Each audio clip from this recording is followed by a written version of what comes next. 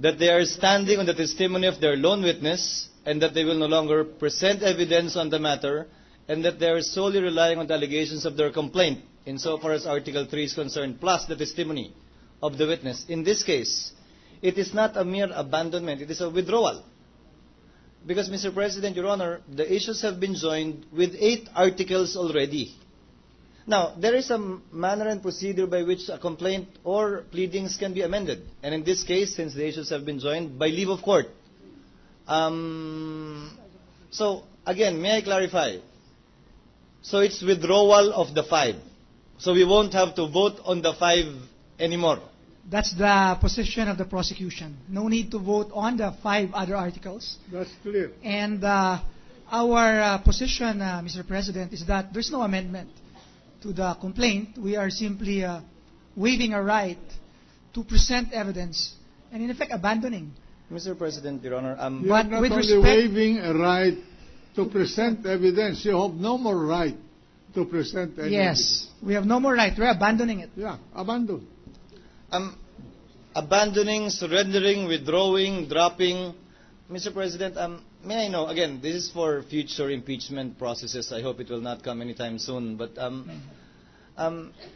may I know, did the prosecutors consult with the complainants of the case? Because this is a substantial amendment with respect to the articles of impeachment.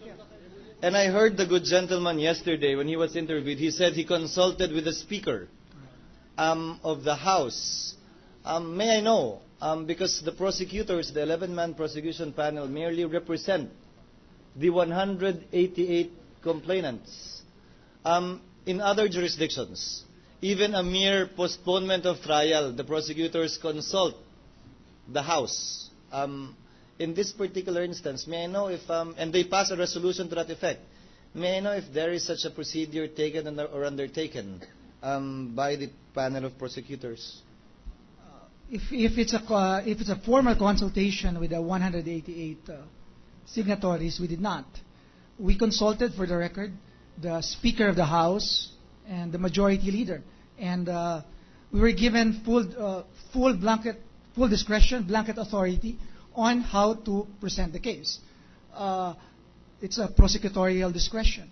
We're given that discretion, and now we are waiving a right with respect to the 5 others, and we're sticking, as the Senate President puts it, we will will stand or fall on the 3 articles, namely Articles 3, 7, and especially 2. Mr. President, I do not wish to debate nor argue with the distinguished Chief Prosecutor, only to place on record that the withdrawal of articles of impeachment is a substantial decision, and to my mind it's not merely prosecutorial discretion. Perhaps what evidence to present, which witness to present, is prosecutorial discretion, but the 8 articles were verified by 188 congressmen. They swore that they had personal knowledge or based on documents that they read it, and that they are therefore accusing the Chief Justice of all 8 acts and or omissions. My fear, Mr. President, Your Honor, is while the prosecutor, Chief Prosecutor, considers this as a mere dropping withdrawal, but it would still constitute, in effect, an amendment of the complaint, which might present several other complications that we might not be prepared to encounter and face, given the problems we've been seeing in connection with this trial.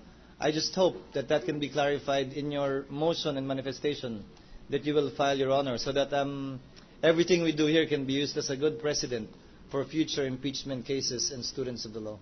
Thank you, Mr. President. Thank you. Mr. President, we will clarify that in our notice manifestation. Yes. And we would like to thank Congressman Senator May I suggest to the prosecutors to make a very simple, clear, and absolute statement withdrawing or abandoning whatever term or semantical terminology you will use to describe what you're doing without any further consideration, including presentation of any iota of evidence on this withdrawn articles of impeachment.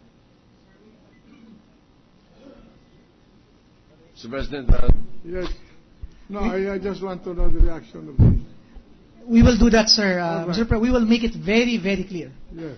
Okay. Mr. President, may we recognize Senator Alan Cayetano?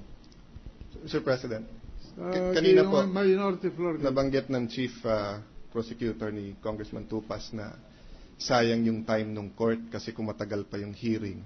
Well taken po yun, but I'd just like to put on the record, hindi masasayang ang time kasi aside from giving the defense a fair chance to go over the submissions of the prosecution, ang daming problema ng bansa Kagabi lang, tumataas na naman ang presyo ng langis, di ba? So, may mga committee hearings naman na pwede kaming gawin at saka yung sa session, from problems sa economy, problema sa agrikultura, name it, we have it, and we'll be dealing with that.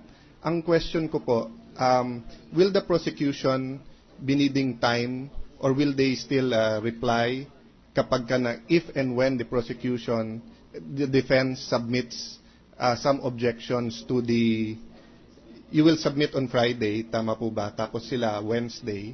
So do you need time na sagutin pa yon? Hindi na po.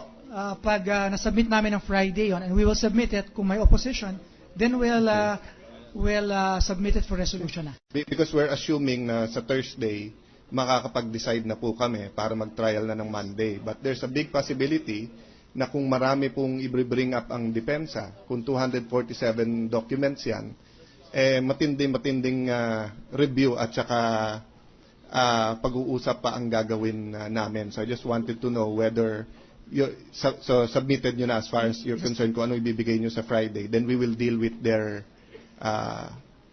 objections and then then the court will make the decision. Tama po yun, Mr. President. Thank you, Mr. President. Majority Floor Leader. Yes, Mr. sir. President, The gentleman from Ilocos Sur.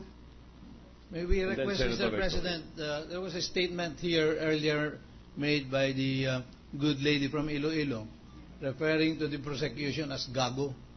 Baka naman po pwedeng matanggal yon dahil baka hindi naman po maganda sa posterity natin na nababasa po yun na natawag po kami na... No objection, Mr. President. Thank you, Madam.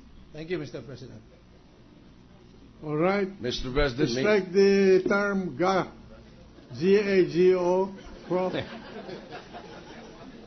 the record. Mr. President, may we recognize Senator Ralph Recto? The gentleman from Batangas. Thank you, Mr. President.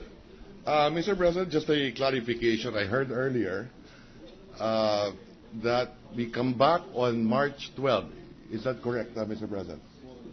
That means for 1 week next week there is no sessions. We will resume the trial of this impeachment case on March 12 at 2 o'clock in the afternoon. That is right.